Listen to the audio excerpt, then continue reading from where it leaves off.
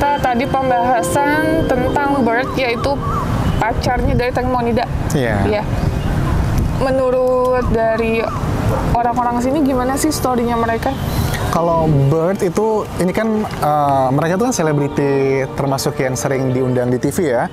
Ada wawancaranya Bird sama Tank Monida itu menceritakan awal mereka ketemu dan sebagainya. Bird itu sebenarnya sudah naksir sama Tank Monida 9 tahun lalu ya? Iya, mereka sudah temenan lama, tapi karena mungkin dia sadar diri, dia bukanlah siapa-siapa, hanya penjual kaos biasa di Thailand begitu. Ya, akhirnya dipendamlah rasa cintanya sampai akhirnya Tank Monida menikah sama suaminya yang bertahan sekitar hanya 2 tahun. Setelah bercerai, kemudian ada masalah drama-drama dia mau bunuh diri, kemudian ayahnya meninggal dunia, akhirnya Tank Monida ini sama Bird ketemuanlah di 7-Eleven pada saat mau beli sesuatu hal. Akhirnya ada salah satu orang, temannya mereka, yang berusaha mendekatkan, karena dia tahu si Bird ini adalah orang baik dan naksir sama Tank Monida, berusaha didekatkan. Menurut pengakuan si Bird di wawancara di media di Thailand, Bird itu sempat nyari-nyari line-nya si Tank Monida, tapi karena line-nya dia tuh di private, otomatis nggak bisa di-search, hanya bisa Tank yang mencari orang lain, nggak bisa sebaliknya. Akhirnya dia putus asa, tapi entah dia hanya percaya sama Tuhan katanya. I think one day I will find you gitu. Akhirnya one day Tank Monida itu lagi lagi mengaktifkan line-nya, bisa di search dan ketemulah. Akhirnya dari situ mereka mulai ngobrol, sering ketemu, sering janjian. Akhirnya mereka resmi pacaran. Itu baru setahun lah pacaran mereka, itu belum lama ya. Karena ayahnya kan meninggalnya setahun yang lalu, dan proses dia healing dari depresi dari ayahnya tersebut ya karena ada Bird juga salah satunya.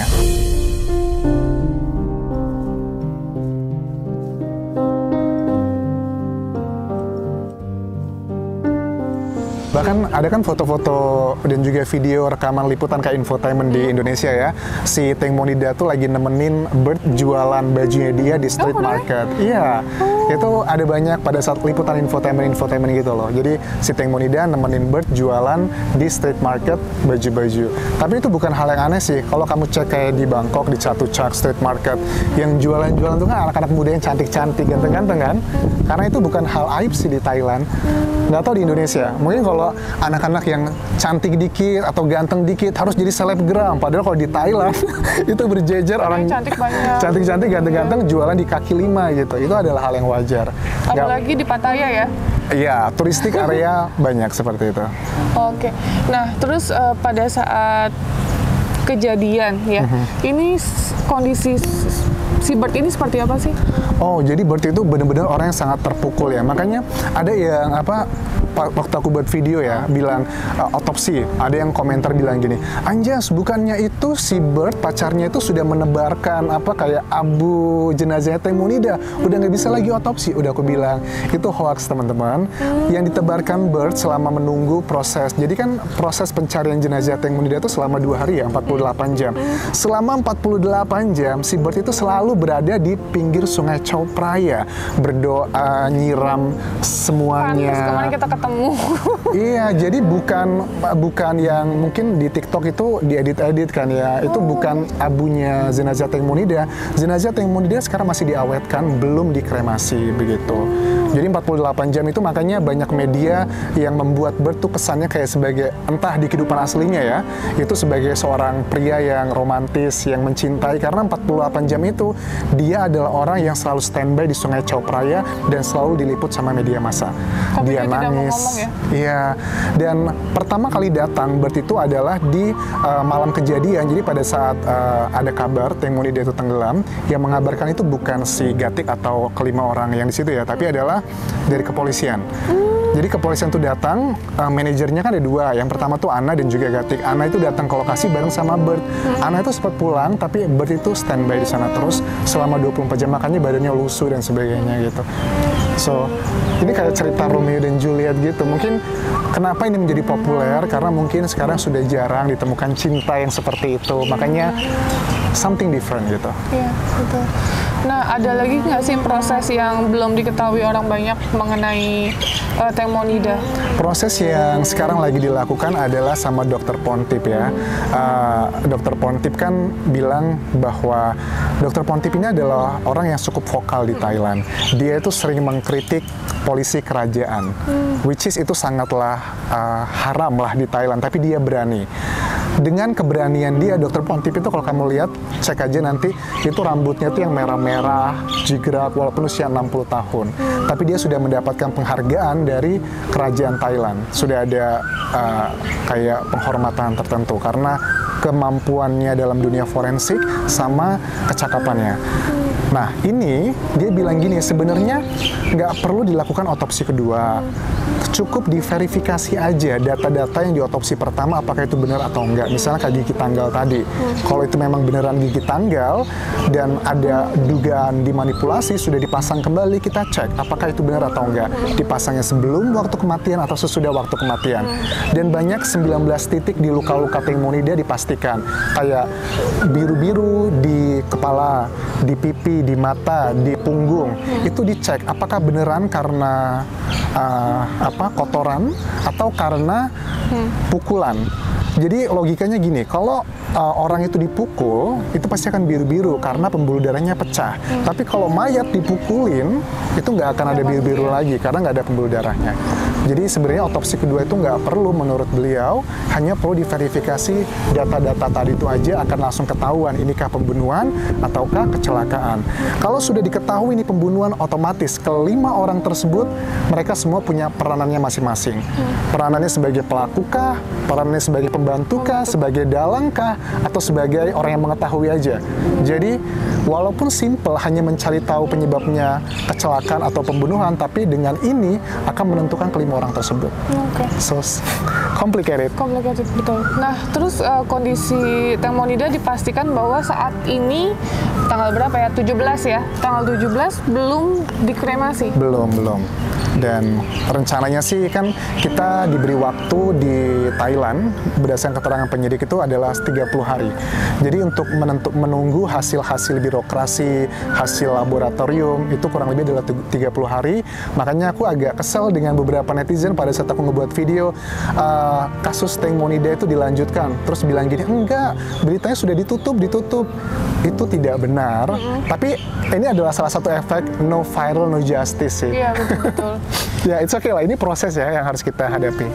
Jadi pada saat aku datang ke sini, mereka bilangnya, coba datengin ke rumahnya Tengmonida. Ya, nggak segampang itu. Kalau di Indonesia, oke lah, mau kita ada problem apa, mungkin kasus yang selama ini nggak dapat keadilan, mungkin lansia yang dibuang sama anaknya, kita bisa bantu lah. Tapi kalau di sini beda sama Indonesia. Jadi kita pun menghargai dengan prosedur dan peraturan yang ada di sini, gitu. Jadi kita nggak bisa seenaknya melakukan sesuatu, bahkan untuk sosial aja ya Mas, boleh sedikit cerita ya, kita nggak bisa seenaknya kayak ada orang di jalan, mungkin ibu-ibu yang kondisinya jalannya susah, sambil berjualan kita kasih bantuan, kita kasih uang, kita kasih makanan, itu nggak semudah itu. Tersinggung. Pride mereka, harga diri mereka itu tinggi gitu. Plus hati-hati di Bangkok ya, itu ada aturan baru, sama lah kayak di Jakarta, kita ngasih pengemis itu aja ada hukuman. Ya, ada hukuman. Bangkok pun juga sama, hati-hati ya. Betul. Jadi kayak kemarin makanya sama translator kita pun harus double cross check malah ya, untuk memberikan bantuan terhadap orang-orang yang kita berikan. Jadi berupa uang atau berupa makanan sekalipun, ketika ada polisi lalu lintas bisa kena gitu, ada hukumnya. Jadi maaf banget sekali lagi, aku nggak total untuk sosial di sini dikarenakan dikarenakan prosedur dan peraturan yang ada di Thailand, tidak seperti di Indonesia. Kalau sebenarnya Indonesia sama Thailand tuh mirip-mirip lah, maksudnya banyak yang melanggar hukum, banyak yang seperti itu, tapi karena kita orang asing akan lebih straight gitu. Karena kita orang asing lebih ketat, akan kamu berbuat salah dikit aja di Indonesia mungkin ya cuek-cuekin aja. Di sini habis kamu. Ya, makanya. Apalagi biasanya biaya untuk pelanggaran itu mahal banget ya. Banget. Ya mahal lah. mungkin apa ya, ada salah satu efek positif dan juga negatif. Mungkin kalau gaji untuk ekspat disebutnya itu kan lebih tinggi, tapi juga untuk pelanggaran juga lebih tinggi. Betul. Kayak ya mau naik motor aja atau naik mobil gitu, kalau di area kita kena polisi misalnya, kayak warga lokal kena cuma 100 baht, tapi warga asing bisa kena 500 baht. Okay. Nah, jadi kalau misalnya di Indonesia misalnya ada GrabFood wanita tapi udah lansia misalnya. Kalau di Indonesia pasti viral banget kan, tolong di sini banyak. Tolong gini. Di sini banyak banget. Iya, tapi maksudnya nggak perlu dibantu karena mereka pun bekerja dengan usaha mereka sendiri ya. Gitu. Terus kalau di Indonesia kan tolong dibantu kak ini, tolong dibantu kak ini. Netizen ya? Iya, netizen. Nggak bisa guys, sekali lagi beneran deh. Mau mungkin penjual telur rebus ya yang kemarin kita temuin, kita juga harus hati-hati. Dia mau terima bantuan kita apa enggak? Kalau mereka hanya sekedar kita kasih uang, itu belum tentu mereka mau. Tapi kalau kita beli makanan yang mereka jual, itu mereka apresiasi, kita kasih lebih gitu. Jadi ya kita bisa menghargai satu sama lain. Nggak selamanya rambut sama-sama hitam, hati orang sama gitu. Jadi tetap kita harus melihat situasi yang ada. Gitu. Nggak semua orang itu orientasinya uang. Karena jujur ya, aku tuh banyak menemukan teman-teman di Thailand, maksudnya secara ekonomi mereka biasa-biasa aja, tapi uang tuh bukanlah menjadi, mungkin ini klise, tapi ya uang tuh bukan segalanya gitu ya. Betul. Dan banyak orang-orang yang berada, kita lihatnya kayak kasihan gitu kan ya, padahal mereka tuh happy aja. Justru orang yang punya banyak uang malah mereka nggak bisa tidur nyenyak karena ada banyak masalah. Banyak utang juga, cicilan. Oke guys, jadi sedikit cerita seperti itu. Dan sekali lagi mohon maaf ya, sosial kita di sini nggak seperti di Indonesia. Mungkin ada ODGJ yang kita mau bantu. Banyak juga di sini ODGJ ya Mas gitu. Banyak. Tapi sekali lagi aku dengar dari warga dan dari translator aku bahwa ODGJ yang ditemukan di daerah tempat kita kemarin itu semua galak-galak gitu. Jadi gitu. Mereka itu agresif ketika kita niatnya bantu, mereka nganggapnya bahwa kita adalah ancaman untuk mereka gitu. Jadi beda sama Indonesia ya? Beda. Kalau Indonesia segalak ya dari 100%, yang galak mungkin 10%, yang baik 90% gitu. Jadi kalau di sini hampir semuanya agresif guys. Jadi kita pun takutnya diapa-apain, nggak ada orang yang bisa nolong karena tidak ada yang mengerti bahasa kita gitu. Bahasa Inggris pun di sini kan sulit ya Mas. Sulit juga. Sulit. Jadi mereka dengan bahasa Thailand. Seperti itu, jadi ya kita nggak bisa menggunakan bahasa Thailand seperti itu. Tapi ya it's okay lah, at least kita kan semakin, maksudnya traveling itu nggak sekedar jalan-jalan, tapi kita bisa learning people-nya ya. Ada sentuhan-sentuhan yang nggak bisa kita dapatkan kalau cuma nonton aja ya. Hal-hal seperti ini kan mungkin bisa kita ketahui, tapi kalau kita merasakannya langsung itu pesannya berbeda kan? Berbeda, betul. Nah terus ditambah juga bahwa ada tunawisma atau sebutannya apa ya, gelandangan ya, yang tidak punya rumah, homeless gitu. Itu nggak semuanya mau dibantu sama kita. Oh gitu di sini ya? Yes, betul. Aku diinformasiin, ya aku cari tahu juga ya. Aku juga nggak bisa langsung action. Terus ternyata aku salah dan aku nggak mau kayak gitu. Jadi aku dapat informasi bahwa gelandangan yang ada di jalan, ya itu pilihan mereka. Ada mereka punya rumah, mungkin ada masalah dan mereka memutuskan untuk keluar dari rumah gitu. Terus untuk bantuan uang sekali lagi jarang ada yang mau menerima gitu. Mereka maunya ya udah kalau emang mau ngasih makanan gitu, atau dia mau ngelakuin sesuatu hal gitu. Punya pride yang tinggi ya di sini. Punya pride yang tinggi. Dan untuk informasi nih, kalau untuk tingkat kayak depresi, Thailand itu termasuk yang tertinggi di ASEAN ya? Iya, betul. Kayak misalnya putus sama pacar atau divorce dan lain-lain itu sekolah. Di sini, ya. Bahkan kayak ada mahasiswaku 2 tahun lalu di kampusku itu, ada mahasiswaku loncat dari lantai 8 ya. Oh ya? Iya, di kampusku. Jadi dia loncat dan kebetulan aku dapet, bukan kebetulan sih karena aku mau cari tahu ya, CCTV-nya gitu kan ya, pria. Jadi dia karena punya masalah keluarga, ditambah kuliah juga berat, masalah ekonomi, loncat. Dan itu adalah bukan 1-2, tapi banyak. Makanya dari kejadian itu, aku sebagai dosen di Thailand tuh diwanti-wanti sama dekan-dekanku, Anjas, jangan membuat mahasiswa tertekan. Tapi gimana juga kan? Kita kadang berusaha untuk nyaman, santai, tapi kadang ada beberapa hal yang menurut kita biasa-biasa aja, tapi untuk mahasiswa kayaknya berat banget kan? Ya. Something subjektif ya, kita nggak bisa kontrol semuanya. Nah, for your information bahwa Mas Anjas adalah dosen di Thailand. Di Thailand. Udah berapa lama, Mas? Aku sudah 7 tahun, hampir 7 tahun lah. Hampir 7 tahun. Jadi awal mulanya gimana bisa memutusin kok di Thailand? Kenapa nggak di Singapura? Kenapa nggak di Malaysia? Karena apa ya? Karena dulu aku dulu kuliah juga di sini ya. Kuliah di sini. Ya sudah kuliah lanjut. Sambil apa, Mas? Aku dulu kuliahku pertama itu ya apa? Sastra Inggris. Terus juga Magister Manajemen sama TEFL lah, Teaching English for Foreign Language. Kalau nggak salah seperti itu singkatan. Udah lupa juga. Ya udah terus aku suka dengan suasana di Thailand. Yang aku suka jujur ya, secara to the point aja. Aku dulu pernah ngajar di Indonesia juga sebenarnya. Aku suka di Thailand itu bukan masalah uang. Kalau uang sudah jelas lebih gede, tapi lebih ke waktunya. Karena aku bisa ngebuat konten. Jadi di Thailand tuh kita hanya fokus di ngajar aja.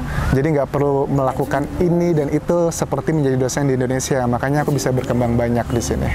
Kalau jadi dosen di Indonesia, ada jam kantor, ada fingerprint, ada riset. Aduh, angkat tangan, nggak ada. Jadi jam kerja gimana? Jam kerja ya cuma ngajar aja. Aku kontraknya seminggu adalah 21 jam ngajar. Kalau lebih dari situ ya ada extra payment ya, per jamnya berapa. Oh gitu. Enak ya, cucok. Enak. Makanya hitungannya jam di sini kerja. Jadi di sini yang orang Indonesia banyak juga? Oh enggak, di sini aku cuma satu kampusku. Jadi Mas Anjas ini asli Lampung? Ya, Lampung. Jadi pulang ke Lampung kapan nih, Mas? Rencananya ini udah terakhir karena COVID kan nggak bisa. Mudah-mudahan tahun ini sih pengen pulang. Udah berapa lama nggak pulang? Udah hampir 3 tahun lah ya. Hampir 3 tahun? COVID ya, 2 tahun ya? Gara-gara COVID 2 tahunan lah ya. Almost 2 years ya? Hampir 2 tahun nggak pulang. Jadi kangen nggak sama keluarga? Ya lumayan, tapi karena udah terbiasa kan, udah terbiasa jauh, karena udah berapa belas tahun kan ya, sudah dari macam-macam lah gitu. Jadi perbedaan yang Mas rasa nih, di Indonesia sama di Thailand, enak mana? Kalau untuk kerjaan jujur enakan di Thailand, tapi kalau untuk kehidupan seandainya aku bisa memilih ya, aku pengen tinggal di Indonesia. Cuman karena kalau untuk aku sih nggak berencana untuk stay lama, maksudnya nggak forever gitu di Thailand, nggak. Paling ya pengen balik ke Indonesia lagi, tapi mungkin nanti ya. Harapannya sih mudah-mudahan dunia perdosenan, pengajaran di Indonesia tuh akan lebih baik. Paling nggak secara ekonomi lah gitu kan ya kan. Jujur ya, maksudnya kayak kalian tau lah gaji guru honorer yang masih ratusan ribu. Ya itu nggak make sense lah. Bahkan dosen pun di Indonesia, aku bukan berarti matre ya, banyak gaji dosen di Indonesia itu masih 2 juta, 3 juta, 4 juta loh. Jadi ada beberapa mahasiswa, aku sempat ngelus dada gitu ya.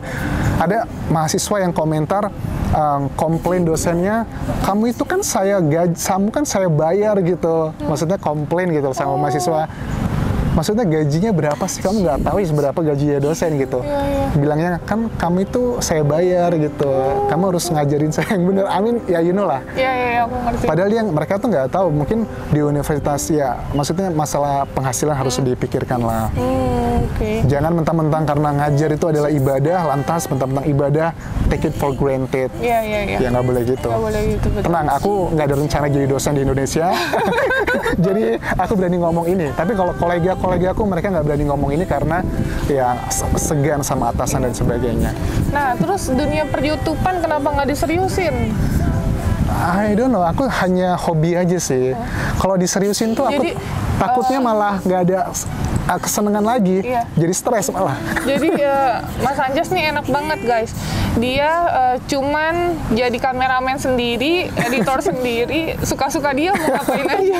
Nggak ada tuntutan ya? Nggak ada tuntutan, jadi enak banget. Kalau aku kan ada tim yang untuk bagian informasi, yang ngurus dinas sosial, yang ngurus seru ini, ya? Banyak gitu. Jadi setiap hari kita ada kerjanya dan nggak ada libur malah gitu. Wow. Jadi ini liburan baru nih dari 2 tahun ya, ini baru lagi liburan lagi. Itu pun kita dari kemarin sosial terus gitu. Nah, jadi kangen nggak nasi Padang? kangen lah makanan-makanan. Kamu kan di Bangkok sudah beberapa hari nggak ada nasi Indonesia kan? Walaupun kita sesama ASEAN tapi masih sulit sih nemuin yang kayak gitu. Jadi dari kemarin ngarep banget browsing kali aja ada nasi Padang, nggak ada nasi Padang, susah. Jadi setiap hari kita makannya tom yum di sini. Terus halal food sekarang udah lumayan ada ya? Iya lumayan sih, tapi nggak. Kalau di Bangkok banyak, tapi di area-daerah lain masih dikit. Oh gitu. Kalau di area selatan, misal kayak Songkhla, Hat Yai, itu kan area selatan dekat dengan Malaysia banyak yang Muslim. Jadi Thailand itu ada 77 provinsi, tapi di area selatan yang aku sebutkan tadi itu adalah dominasinya adalah orang Muslim. Itu sekitar paling hanya 3% ya dari total populasi yang beragama Muslim. Nah makanya untuk kalian yang mau datang ke sini, untuk saat ini sih aku tidak rekomendasi ya, karena jujur masih sulit banget. Kita harus isi Thaipass, harus ada asuransi. Terus PCR-nya mahal guys, PCR-nya mahal banget. Hampir sejuta ya? Iya hampir sejuta. Terus sejuta lebih malah ada. Sejuta lebih ya? Iya ini untung malah kita dapatnya yang murah dikarenakan kita udah spare waktu dan lain-lain ya. Ada YouTuber yang aku lihat kemarin browsing dan dia sempat viral juga pembahasan untuk PCR. Dia sampai kena 2.600.000 sekali PCR. Satu orang. Bayangin kalau dia bawa keluarga 7 orang udah kali berapa? Aduh pusing ya. Ya makanya. Tapi bulan depan katanya sudah nggak perlu lagi PCR asalkan sudah ada 3 vaksin. Iya, sama booster ya. Iya, termasuk itu. Ya, semoga ya, dikarenakan Bangkok ini adalah tempat di mana ya emang harus kesini sih, wisata yang harus kalian kunjungi. Mulai dari makanannya enak-enak, terus kalau kata kita orang Indonesia ketika ke Thailand, pasti bilangnya Thailand itu murah. Tapi kalau orang Thailand datang ke Indonesia, pasti bilangnya murah. Kenapa ya? Nggak ngerti deh. Karena mungkin budgetnya budget liburan. Kalau sehari-hari, mungkin mahal kali ya. Mungkin ya. Karena budget liburan jadi ngeluarin 100.000, 200.000, murah lah. Tapi mungkin ada sebagian sih emang yang kita beli kayak misalnya barang-barang apa ya, baju misalnya. Kalau baju di Indonesia adalah mahal sih ya. Iya. Kalau di sini ada yang 50.000 udah bahannya udah bagus banget, kaos gitu. Aku setuju itu. Nah, kalau untuk baju, makanan aku bisa bilang lebih murah dan lebih berkualitas ya dibandingkan Indonesia. Tapi kalau kayak elektronik, jadi di elektronik kendaraan Indonesia tuh bagus. Itu lebih murah. Di sini tuh lebih mahal karena ada pajak 30%. Jadi kayak mobil kalian bisa bandingkan sama-sama merek di situ, itu lebih 30% lebih mahal. iPhone pun juga sama. Iya, iPhone lebih mahal. Jangan bilang mau nitip iPhone di Thailand yang lebih mahal banget. Plus harus bayar ini kan nanti ya, Mas? Pajak di sana kan? Betul. Buat email kan? Iya, betul. Jadi ribet guys, nggak usah lah nitip-nitip ya. Kalau mau datang ke sini aja. Kalau nggak punya duit nabung dulu aja sampai dapat ke sini. Oke. Jadi itu sekedar share-share mengenai Tank Monida, Bird dan lain-lain. Saksi-saksinya yang mungkin bisa jadi tersangka, ya mungkin diduga. Kita belum tahu juga proses perkembangannya seperti apa. Tapi yang jelas kita berdoa sama-sama, semoga walaupun aku nggak kenal ya, kita berdoa sebagai sesama manusia, semoga Tank Monida mendapatkan keadilan yang seadil-adilnya, dikarenakan meninggalnya sangat tragis sekali, sangat memprihatinkan, dan story hidupnya juga dramatis betul ya itu. Oke, jadi untuk kalian sekali lagi aku ingetin jangan lupa di follow dan di subscribe Anjas di Thailand. Ya, kalau nggak mau juga nggak apa-apa kok. Jadi kita saling mendukung aja guys. Perkembangan soal Tank Monida, saling berbagi. Ini aku terima kasih banyak loh Mas. Aku juga terharu karena Pratiwi sama tim mau datang ke sini. Aku bener-bener apa ya, pada saat aku DM, aku mikirnya aduh dibales nggak nih, bismillah lah aku DM. Terus aku bilang, Mas boleh nggak aku collab? Aku bilang gitu. Nah terus ditanya ini soal apa, terus aku bilang kalau bisa kita mau sosial juga. Nah aku browsing tanya teman-teman aku, ternyata sulit ya? Sulit gitu. Jadi ya udahlah, kita yang penting ketemu dulu aja. Yang lagi in adalah Tank Monida, ya sudah kita ngobrol Tank Monida ya. Tank Monida gitu. Oke, sekali lagi terima kasih banyak untuk kalian, dan jangan lupa di share sebanyak-banyaknya. Apabila kalian suka, di subscribe juga. Assalamualaikum warahmatullahi wabarakatuh. Bye bye guys. Kapun krab. Kapun krab. Look into my eyes, dear, 'cause this is where it starts. Yes, this is where it starts. I'll give you my whole heart for my whole life.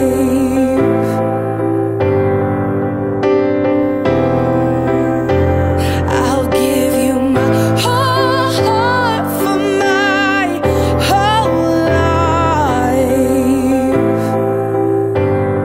And this is where it starts.